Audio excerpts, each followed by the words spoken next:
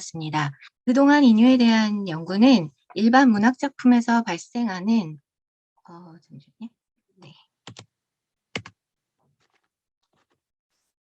발생하는 이 언어 간의 번역의 차이에 초점을 맞춰 왔습니다. 일반 인쇄물 번역이었기 때문에 번역 문제가 발생할 경우 1차적으로 각주나 역주 등의 지면을 활용해서 어느 정도 해결이 가능했던 것이 사실입니다. 그런데 본 연구에서 살펴볼 영상에서의 인유 번역은 영상의 물리적인 제약 조건 때문에 인유 번역이 더 어려워질 수 있다는 부분에 중점을 두었습니다. 본 연구는 넷플릭스 작품들 중에 비슷한 시기에 전 세계적으로 화제가 되었던 한국 드라마 오징어 게임과 지옥을 중심으로 영어 자막에서의 인유 번역 사례를 살펴보았습니다. 모든 언어에는 문화가 담긴 용어들이 있고 각 나라의 문화는 상이하며 그 중에서도 간접적인 지칭을 통해 일대일로 번역되기 어려운 것이 인유이기 때문에 본 연구에서도 영상 자막에서의 인유를 번역에 있어서 가장 도전적인 과제로 하나로 생각했습니다. 더불어 한영 영상 번역의 일반적인 특징과 넷플릭스 번역 간의 차이를 살펴보고 작품의 가장 큰 성공 요인으로 꼽혔던 한국 고유의 문화 관련 요소, 그 중에서도 인유 번역이 어떻게 잘 전달될 수 있었는지, 전달되지 못한 부분이 있었다면 어떤 전략을 통해 보완할 수 있는지 논의해 보고자 합니다. 본 연구에서 논의하고자 하는 부분을 다시 한번 정리하면 다음 두 가지입니다. 첫째, 번역에 있어서 가장 도전적인 과제라고 할 수 있는 특히 사회문화적 거리가 먼 두 언어권에서의 인유 번역과 물리적인 제약이 불가피한 영상 번역이 함께 주어지는 상황에서의 번역 전략은 무엇인지, 두 번째, K 콘텐츠의 성공을 알린 넷플릭스 한국 드라마의 자막 번역 양상을 살펴봄으로써 앞으로 한국 문화 콘텐츠 번역이 나아갈 길을 모색해 보고자 합니다. 본격적인 분석에 앞서 이론적 배경 및 선행 연구에 대해 말씀드리겠습니다. 크게 두 가지 인유의 개념 및 번역 전략, 한영 영상 번역의 특징과 넷플릭스 번역으로 나누어 살펴보았습니다. 먼저 예시 1과 2를 통해 레피알메가 정의한 인유의 개념과 번역 전략이 무엇인지 살펴보겠습니다. 이 예시는 레피알메 연구에 기반하여 한국 문학 작품 속 인유 표현 사례를 직접 설명한 오미영 외 2016에서 발췌한 것입니다.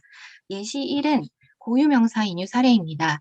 한국 독자들은 바카스라는 이름만으로도 에너지 드링크를 대표하는 종류임을 바로 알 수 있지만 TT에서 그대로 바카스라고 번역했을 때 영어권 독자들이 가장 먼저 떠올리는 정보는 로마 신화 속 술의 신인 바커스가 될 수 있습니다. 이런 경우 각주 등을 통해 추가 설명이 되어야 하는 부분입니다. 예시 2는 관용어구의 인유 사례입니다. 기름기가 자르르 돌고 있었다라는 관용어구는 한국에서 기름진 음식에 빗대어 경제적으로 여유로운 상황을 표현하는 말인데 영어로 골드마인으로 대체하여 번역하였고 문화마다 표현이 다를 수 있다는 것을 보여줍니다. 이 번역 전략은 TT의 독자들이 ST의 독자들과 동일하게 추론할 수 있도록 TT의 용어로 대체하여 의도한 것이라고 볼 수 있습니다. 과학기술 및 인터넷의 발달로 국가 간 문화 간의 경계가 이전보다 더욱 흐려지면서 이제는 대부분의 번역이 문화 간의 의사소통이라는 전제 조건을 충족하는 방향으로 나아가고 있습니다. 인유 번역에서도 ST 화자의 의도가 TT 시청자들에게 최대한 쉽게 전달되도록 하기 위해서는 최적의 매개 역할을 할 수 있는 주체가 필요하고 따라서 번역가가 ST의 표현을 그대로 보존하거나 아니면 TT의 용어로 대체하거나 아니면 아예 생략을 하더라도 작품 전체의 이해도를 높이는 방향으로 갈 수 있도록 조율하는 전략이 필요하다고 생각합니다. 따라서 본 연구에서는 ST 문화에서 널리 통용되는 관용어구까지 인유의 범위에 포함시켰고 인유에 대한 정의를 텍스트 내 어떤 요소의 의미를 강화, 약화 혹은 명시, 암시하기 위해 다른 텍스트 또는 ST 문화에서 사용되었던 단어, 문장, 관용어구 등을 차용하는 것으로 정의하였습니다. 본 연구에서 중점적으로 살펴보고자 하는 바는 ST 인유에 대한 TT 대응어의 부재 혹은 기타 문화 가치적 차이로 인해 발생하는 번역 문제와 그로 인해 다양한 번역 전략이 사용될 수 있음을 제시하는 것입니다. 더불어 영상 번역의 특징과 제약 및 넷플릭스 번역 지침의 특성을 고려하여 번역 방법을 통합적으로 분석하고자 합니다. 다음은 분석 대상 소개입니다. 오징어 게임과 지옥은 2021년 이례적으로 넷플릭스 글로벌 탑10 순위에 랭크된 한국 드라마 열풍의 주역들입니다. 특히 오징어 게임의 경우 2021년 전체 집계 결과 글로벌 순위 1위를 차지한 작품이고 456명의 사람들이 456억의 상금이 걸린 미스터리한 서바이벌 데스 게임에 초대되면서 벌어지는 이야기를 그린 드라마입니다. 제목은 한국 고유의 골목놀이인 오징어에서 비롯됐다고 합니다. 한국인들만 아는 게임, 한국적 소재, 한국식 표현들이 가득했는데도 전 세계적으로 흥행했다는 사실이 놀랍고 한국 정서를 담은 표현이나 소품들이 각국의 외국어로 어떻게 번역되었는가가 궁금해지는 작품이기도 했습니다. 또한 비슷한 시기에 오징어 게임의 뒤를 이어 흥행에 성공한 지옥의 경우도 한국 현실에 대한 비판과 자성의 목소리가 암시와 비유로 가득 담긴 작품이라는 해석이 있습니다. 공개 직후 84개국 이상에서 글로벌 순위 1위를 차지했고 웹툰 지옥이 원작입니다. 본 연구에서는 넷플릭스에서 제공하는 두 작품의 한국어, 영어 자막 전체를 엑셀로 정리하고 그 안에서 인유가 나타난 대사들을 발췌하여 문장별로 1대1 대조 분석하였습니다. 분석 기준으로는 선행 연구에서 인유 번역 전략으로 가장 많이 사용된 랩비알매의 분류법에 기반하여 먼저 고유명사 인유와 관용어구 인유로 구분하였고 각각의 세부 전략을 보존, 대체, 생략 세 가지의 큰 범주로 묶어서 정리하였습니다. 특히 인유가 지닌 문화 특수적인 측면에 대해서 분석할 때는 한영 자막 번역 전략이라는 큰 틀에서 공유될 수 있는 번역 전략도 참고하였습니다. 한영 자막 에서 문화소 번역 전략을 제시한 조재범 선생님의 연구와 언어유희 번역 전략을 제시한 오미영 선생님의 기준을 참고하였는데 여기서도 결국 크게 보면 보존, 대체, 생략의 세 가지 범주로 정리할 수 있었습니다. 이를 통하여 TT로의 번역에서 인유의 효과를 최대한 살리려면 어떤 전략이 가장 효과적이었는지 분석하고 인유가 작품 전체의 이해에 미치는 효과와 그 함의에 대해서 생각해 보았습니다. 다음은 영상 속 실제 대사의 번역 사례를 통해 살펴보도록 하겠습니다. 예시 1은 오징어 게임의 주요 등장인물인 새벽과 덕수가 게임 참가자로 다시 만나서 갈등을 빚는 장면에서 나오는 대화입니다. 게임에 참여하기 전 탈북자 출신인 새벽은 덕수가 이끄는 조직폭력배의 일원이었던 적이 있었지만 새 삶을 살고자 조직에서 나왔는데 덕수를 다시 만나게 되자 자신은 독립했다고 말했습니다. 덕수는 새벽의 독립이라는 말을 인정하기 싫기 때문에 농담조에 비꼬는 의미로 "유관순이냐? 그럼 나가서 태극기라도 흔들든가"라는 말을 한 것입니다. 한국 시청자들에게 유관순은 이름만 들어도 태극기를 흔드는 모습이 자연스럽게 연상되는 인물입니다. 일제강점기 3.1운동을 주도한 독립운동가이고 또 잊어서는 안 되는 역사적 인물이라고 배워서 잘 알고 있습니다. 반면 해외 시청자들에게 유관순이 한국의 독립과 연관된 역사적 인물이라는 배경 지식이 없다면 유관순 or something이라고 번역된 이런 단어 자체를 이해할 수가 없고 대사에서 내포하는 의미 또한 당연히 이해하기 어렵습니다. 무엇보다 유관순이 역사적 인물이라는 사실을 모르기 때문에 뒤이어서 나온 더 내셔널 플래그의 의미도 극중 상황을 짐작하는 데 도움을 주지 못했을 가능성이 크다고 생각됩니다. 예시 2는 게임에 참가한 주요 등장인물들의 상황과 배경이 언급되는 부분으로 쌍문동은 주인공 기훈과 상호의 출신 지역입니다. 이곳은 한국 드라마나 영화에서 여러 차례 서민 동네를 대표하는 장소로 배경이 된 곳입니다. 특히 쌍문동 출신인 상호는 어려운 가정 형편에도 불구하고 서울대 경영학과에 입학했기 때문에 ST 시청자들은 한국 사회에서 탄탄대로를 달릴 수 있는 초석이 되는 곳에서 그 누구보다 성공할 준비가 되어 있는 사람이 조상호임을 이해할 수 있을 것입니다. 또한 게임의 최종 우승자가 조상호가 될 것이라는 추측까지도 하게 만드는 부분입니다. 반면 TT 시청자들은 쌍문동 SNU 비즈니스 스쿨로 번역된 자막만으로는 그 단어들이 내포하는 한국 사회의 맥락을 파악하기 힘듭니다. 한국에서 서울대 경영학과가 갖는 위상을 이해하는 데 노력이 들어갈 것이고 또 쌍문동이란 이 가지는 그런 지역적인 이미지를 떠올리는 데에는 더욱 많은 노력이 들어갈 수밖에 없기 때문입니다. 즉 별도의 배경 지식을 찾아보지 않는 한 ST에서 의도한 효과를 화면이 재생되는 그런 짧은 시간 동안 빠르게 이해하기 힘들 것입니다. 따라서 인유를 그대로 보존하는 전략을 사용했지만 ST 문화의 사회 문화적 배경에 대한 지식이 더 많이 요구되는 부분이라서 TT 시청자들에게 인유 효과를 기대하기는 어려웠을 것으로 판단됩니다. 오히려 여기서는 영화 기생충에서처럼 서울대학교를 옥스포드로 대체하는 번역 전략을 사용했더라면 ST의 서울대학교가 유발시키는 인유적 효과를 TT에서도 발생시킬 수 있었을지 모른다고 생각합니다. 예시 3은 오징어 게임의 주인공 기훈이 안타까운 마음에 자꾸 챙기게 되는 가장 나이 많은 참가자 일남에게 하는 말입니다.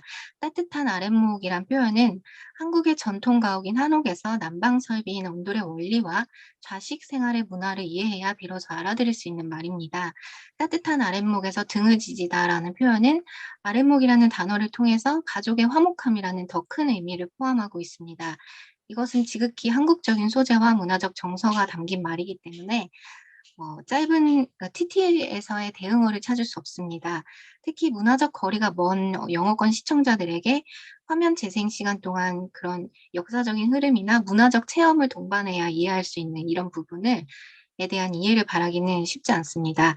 여기서 번역가는 인유를 생략하고 그 의미를 풀어서 laying down on the warm floor 라는 표현으로 바꾸어서 따뜻한 아랫목의 안락함을 이렇게 전달하려고 노력했지만 아랫목만이 줄 수 있는 그런 느낌과 이미지를 전달하기는 어려웠을 것으로 보입니다. 번역가가 인유의 효과를 전달하기 위해 비슷한 의미의 단어로 대체했다고 하더라도 그 간극을 쉽게 메울 수는 없었던 것으로 보입니다. 예시 4는 자신이 살아남기 위해 남을 죽여야만 하는 그런 잔인한 게임 안에서 인간의 선함과 악함이 충돌하고 또 이성과 본성이 양극으로 치닫는 장면에서의 대사입니다. 오지랖은 순 우리말로 웃옷이나 윗도리에 입는 겉옷의 앞자락을 뜻하며 이런 어원에서 유래된 비유로 오지랖이 넓다라는 관용어구가 있으며 오지랖이 넓으면 그 안에 옷을 다 가리니 남들 앞에 나서서 간섭할 필요도 없는 일에 참견하고 따지는 모양새가 그것과 닮았다 해서 나온 말입니다. TT에서는 인유 형태를 생략하고 남의 일에 참견한다는 의미만 전달했음을 볼 수 있습니다. 그리고 똥인지 된장인지라는 표현은 표준 국어 대사전의 관용어구로 실린 것은 아니지만 본 연구에서 앞서 인유의 정의에서 밝혔듯이 ST 문화에서 널리 통용되는 어구 또한 인유의 범위로 인정하기 때문에 사례로 발췌했습니다. 표현의 문맥을 고려하면 상황을 제대로 판단하지 못하고 말이나 행동이 형편에 맞지 않거나 조리에 닿지 않게 행동하는 걸 말할 때 쓰일 수 있는 것으로 보입니다. 여기서도 TT는 인유 형태는 생략하고 멍청하다라는 의미만 풀어서 직역에 가깝게 번역한 것을 볼 수 있습니다. 다만 영어에서도 그 The proof of the pudding is in the eating이라는 그 푸딩은 먹어봐야 안다는 이런 속담이 있기 때문에 이렇게 새로운 인유를 다시 만드는 리크리에이션 전략을 썼어도 나쁘지 않았을 것으로만 생각됩니다. 즉 TT의 시청자들이 추론 가능한 인유로 재구성하였다면 작품에서 처음에 의도한 대로 극적인 상황을 더 부각시키고 대사의 의미도 뚜렷하게 강조할 수 있는 인유 고유의 효과를 기대할 수 있었을 것이라는 아쉬움이 남는 부분이기도 했습니다. 예시 5의 운수 좋은 날은 오징어 게임 마지막 회의 제목인데 한국 시청자들은 제목만 보고도 이게 현진건의 작품명이라는 걸 떠올릴 수 있었을 것이고 영상을 다 본 후에는 소설 전체 내용을 통해서 암시하는 부분이 있었음을 통찰할 수 있었을 것입니다.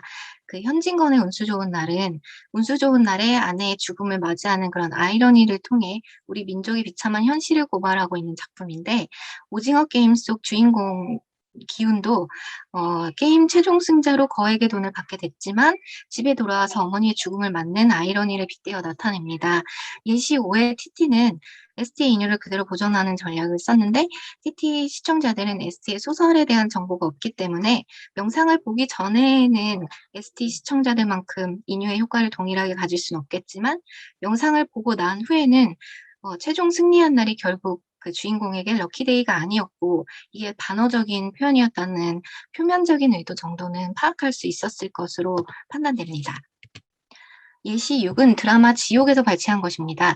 사람들이 지옥에 간다는 고지를 받으면 정체 모를 괴물들이 나타나서 불구덩이에 갇히는 상황을 시연한다라는 소문을 기자들이 취재해야 하는 장면에서 나온 대사입니다. 아직은 그 사실을 믿지 않는 사람들이 더욱 많기 때문에 기자들 사이에서도 말도 안 되는 쓸데없는 기사를 쓰는 게 아니냐는 의미에서 기레기라는 단어를 사용하고 있습니다. 기레기는 한국에서 2000년대 이후에 등장해서 심심치 않게 통용되는 단어인데 신조어인데 기자와 쓰레기의 합성어입니다.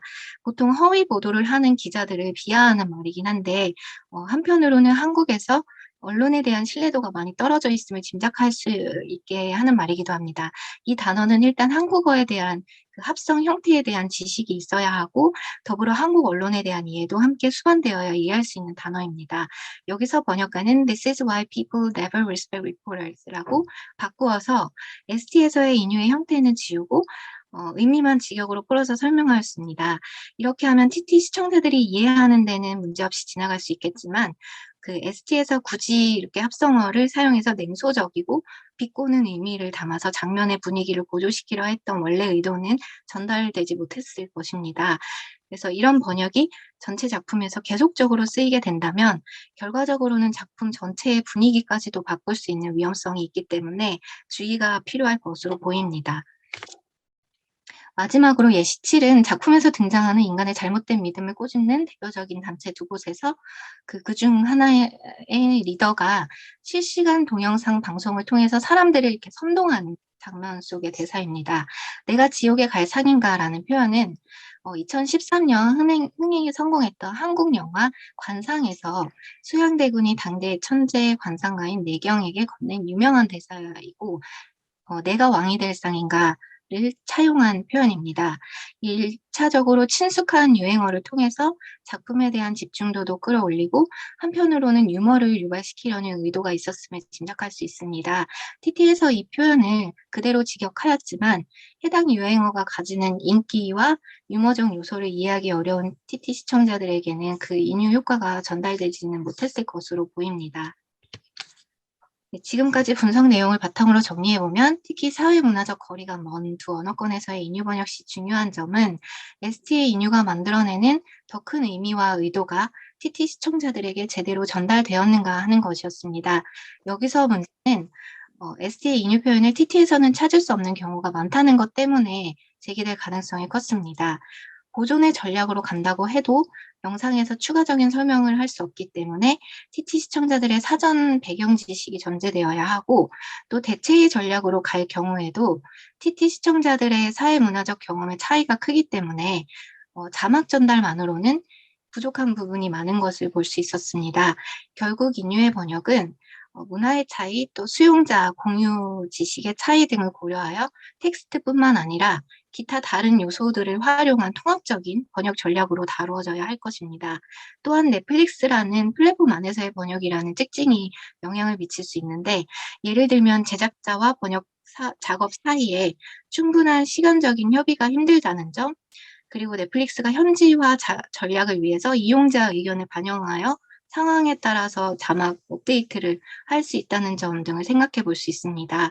따라서 OTT 플랫폼이 계속적으로 늘어나고 영상 기술 또한 발전하는 환경에서 K 콘텐츠가 양질의 지속적으로 성장하기 위해서는 플랫폼 안에서의 번역 과정의 소통 방법을 다양화해서 양질의 번역이 생산될 수 있도록 제작자, 번역자, 이용자가 소통 방법을 다양화하고 또 한국의 사회 문화적 요소가 전 세계에 널리 퍼질 수 있도록 다방면의 노력이 함께 이루어져야 할 것으로 판단됩니다. 그리고 개인적으로는 후속 연구를 통해 더 다양한 장르를 대상으로 보다 많은 양의 사례를 분석해서 더 일반화된 결과를 도출할 수 있기를 기대합니다. 이상으로 발표를 모두 마치겠습니다. 감사합니다.